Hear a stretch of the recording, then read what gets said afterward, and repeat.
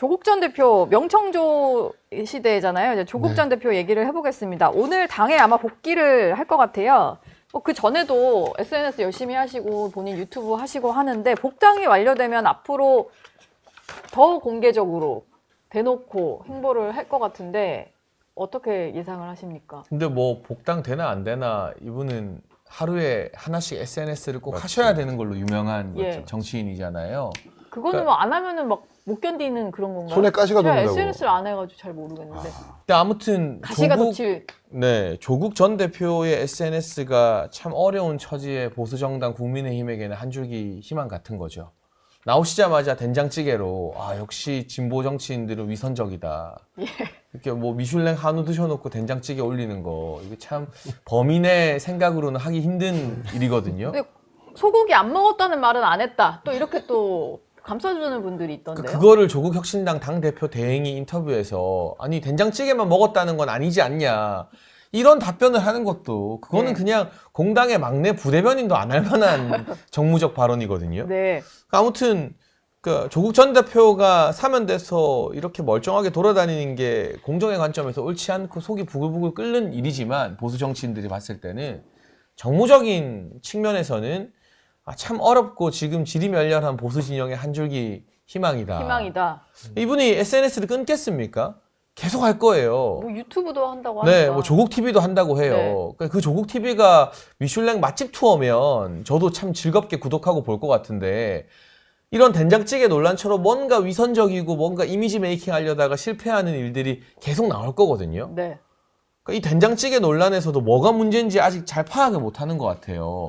소고기 먹었다고 뭐라 하는 게 아니라 왜 보여주려는 모습과 실제가 다르냐. 아니 소고기 사위가 사줬다고 하면은 오히려 당당하게 올리고 사위가 사준 소고기를 먹었다 이렇게 할 수도 있을 것 같은데. 근데 뭔가 소탈하고 서민적인 걸 자꾸 꾸며내려는 것에 대해서 사람들이 이제 염증 느끼는 거거든요. 네. 이게 과거 민주당의 주요 공직 인사들이 뭐 30년 된 가방 들고 나오고 굽 떨어진 구두 신고 하는 거랑 거의 똑같아 보이는 거예요. 그러니까 이런 어떤 본인의 SNS나 왜 사람들이 이제 조국 전 대표 하면 조금 고개를 젓는지에 대한 어떤 반성 없이 지지층만 바라보고 거기에 좋아요 누르고 댓글 다는 분들만 바라보고 SNS를 계속하고 이 광폭 행보를 한다면 네.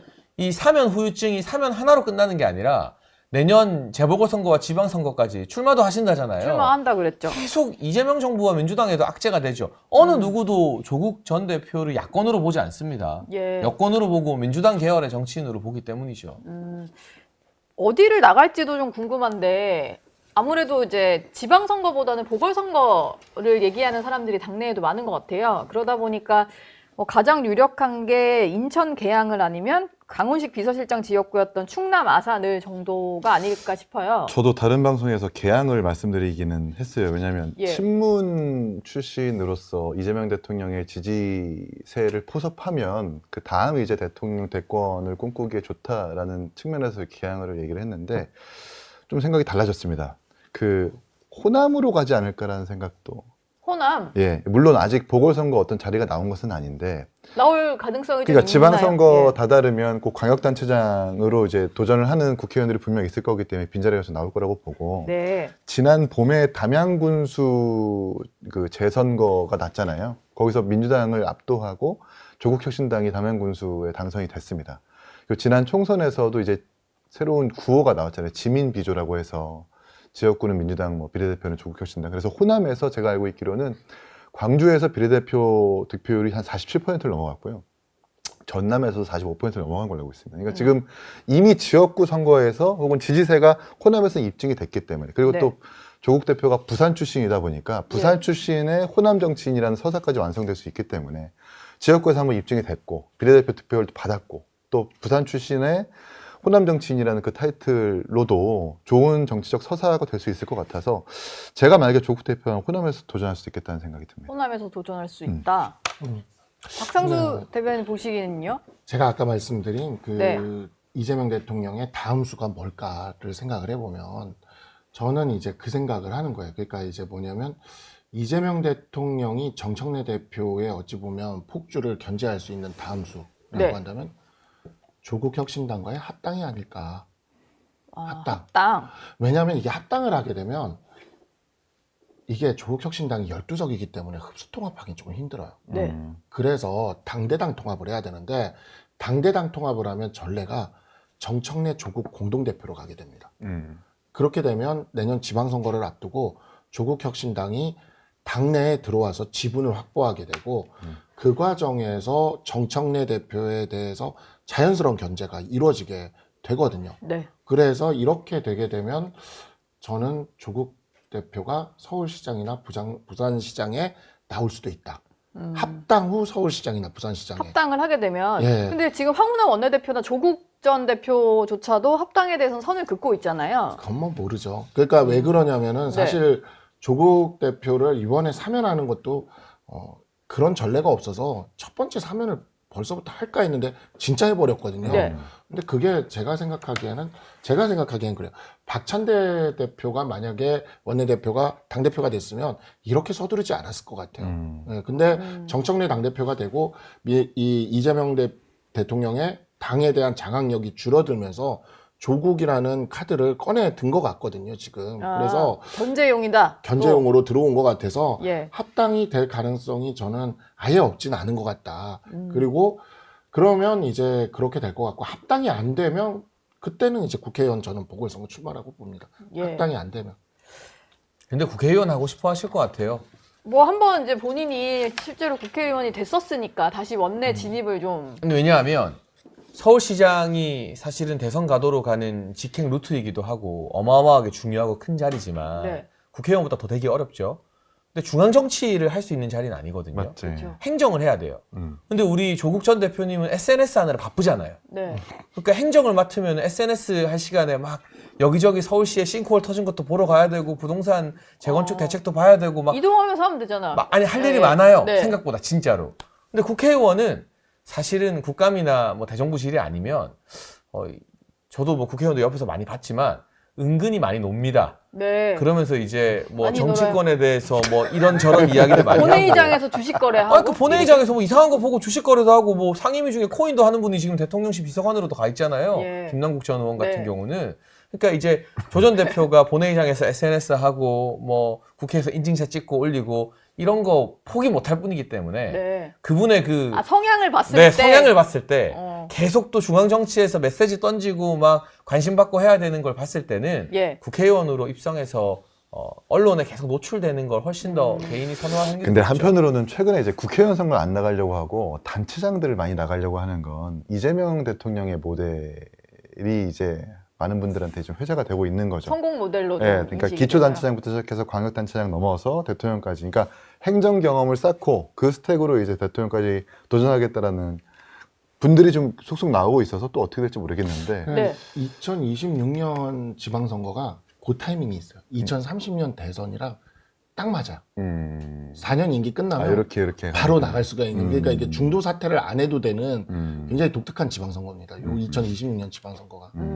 네, 4년 딱 하고 네. 거의 임기 다 채운 상태에서 30년 대선 출마가 바로 가능한. 군침이 돌겠네요. 저희가 지금 뭐 조국 대선 전 후보들은 그런 생각을 할수 조국 있죠. 전 대표의 다음 스텝에 대해서 상당히 좀 심도 있게 한번 고민을 같이 해봐드렸네요. 신경 쓸 가치가 사실 없는데. 네.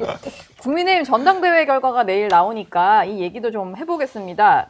그 후보가 4명이다 보니까 결선 투표 가능성이 좀 높아 보이는데 김앤장의 결선 얘기가 나오는 것 같아요. 뭐 예상하시기에 김문수, 장동혁 두 분이 좀 올라갈 가능성이 높다고 보시는 뭐 안철수 후보는 본인이 2등 한다는 확고한 의지가 있는 것 같아요. 의지는 있으신데 2등을 할지는 봐야 될 것 같고 많이들 이제 김문수, 장동혁 두 후보가 결선에 가는 걸 생각을 하는데 네. 저는 그래서 그렇게 논평을 해왔어요. 그러니까 개혁연대 쪽에 어떤 그 당원들이 기권을 하면 장동혁 후보가 될 거다. 근데 개혁연대 당원들이 선거라는 게 최선을 뽑는 선거가 있고 차선을 뽑는 선거도 있는데 정말 사람이 열받으면 차악을 뽑는 선거를 해버려요. 네. 근데 차악을 뽑는 선거를 하게 되면 김문수 후보가 될 거다. 제가 그렇게 얘기를 늘 해왔는데 장동혁 후보가 이 개혁연대 당원들 그래도 지난번 대선 경선에서 62대 38 당원에서 나왔거든요. 그 38%라는 한동훈 대표를 지지했던 그 당원들의 표가 지금 그대로 살아있는 상황인데 네. 이 상황에서 이분들한테 삿대질을 했단 말이에요. 장동혁 그, 후보가요? 예, 대전, 충남 그 연설에서 제가 앞에서 볼 때는 몰랐는데 뒤에서 찍은 사진을 보니까 정확히 조경태 후보 지지하는 분들한테 네. 삿대질을 계속 하고 있더라고요. 그래서 이렇게 삿대질을 계속 하니까 그 삿대질을 당한 분들이 그 자리에서 막 눈물도 막 쏟고 그랬다 그래요. 그래서 이분들이 굉장히 뭐랄까 약간 충격을 먹은 거죠. 그래서 네. 이분들이 내가 다른 사람은 몰라도 이 생각이 돼버리게끔 지금 그걸 유발을 했고 1차 유발을 했으면 저는 장동혁 후보 캠프에 누군가 참모가 있으면 이거 가라앉히고 더 이상은 하지 하지 말라. 말자. 저분들을 기권을 시키는 게 우리가 맞지, 승리하는 맞지. 길이다. 자극하지 말라고 할 텐데 마지막 토론회 때 또 한동훈 전환길 중에 누구 공천하려 하니까 전환길 들어서 2차로 기름을 그냥 붓더라고요. 예. 그래서 저는 그냥 전환길 아 공천. 이분이 그냥 차악을 선택하게끔 기름을 붓는구나. 네. 그냥 김문수 후보 특급 도우미를 지금 띄고 있구나라는 생각이 드는데 네. 한 가지 생각을 해본다면 장동혁 후보가 지금 전환기를 지지하는 사람이 우리 당의 50%를 넘을 거라는 데에다가 베팅을 한 것 같아요. 거기다 베팅했어요 지금. 네. 그 상황인 것 같아요 지금. 근데 이제 결과는 한번 보긴 제가 봐야 되겠는데. 네. 짧게 반론하자면 손가락질은 우리 김근식 최고위원 후보 같은 분들도 특정 당원들 겨냥하면서 많이 했다. 네. 그리고 서로 했다. 전당대회의 유구한 전통이 그렇게 또 상대 진영이랑 또 이렇게 세게 붙는 거거든요. 네. 저도 뭐 연설할 때 손가락질 해봤고 옛날에. 뭐 당신도 해보셨잖아요. 그러니까 저를 향해서 하셨거든요. 네, 천하영인을 향해서 부끄러운 줄 아십시오라고 하는 천하영이 그 장본인이 그때, 네. 장재천 그 최고 원래 주고받는 거예요. 그러나 장재천 최고는 당선이 됐습니다. 네. 네. 그러니까 뭐 장동혁 후보는 네, 그게 모르겠어요. 그렇게 큰 뭘까 아킬레스건이나 약점이 될 것 같지는 않고 네. 다만 지금 말씀해주신 분석에 제가 일견 동의하는 것은 결선을 가면 소위 말하는 조경태 후보를 지지하고 또 근본적으로는 한동훈 전 대표 좋아하는 당원들이 그 말씀하신 것처럼 차라리 김문수를 찍어주겠다라고 할 가능성이 있어요. 네. 김문수 후보 측에서는 약간 그쪽에 열어두는 전략을 쓰는 것 같아요. 최근에 인터뷰나 메시지를 보면. 근데 장동혁은 이게 안 된다고 하면서 본인한테 올 수 있는 표. 이게 양날의 검인 게 그런 소위 말하는 중도 성향 당원들의 표를 김문수 후보가 가져갈 수 있지만 네. 그런 메시지를 보고 또 정통 보수 성향의 당원들 중에 기존에 김문수 후보를 지지했던 분들이 김문수 후보 왜 이렇게 선을 딱 안 긋지? 소위 말하는 친한계나 그런 네. 쪽과 그러면 우리는 또 장동으로 바꿔야겠다라고 그 안에서의 또 이탈이 일어날 수 있거든요. 그럼 플러스 마이너스를 했을 때 뭐가 더 클지는 저도 섣불리 예측은 잘 안 되는 것 같아요. 그건 정말 결선 뚜껑을 열어봐야만 알 수 있는 승부일 것 같습니다. 근데 마무리하시죠. 이거는 이미 네. 그 마무리? 뭐지? 네.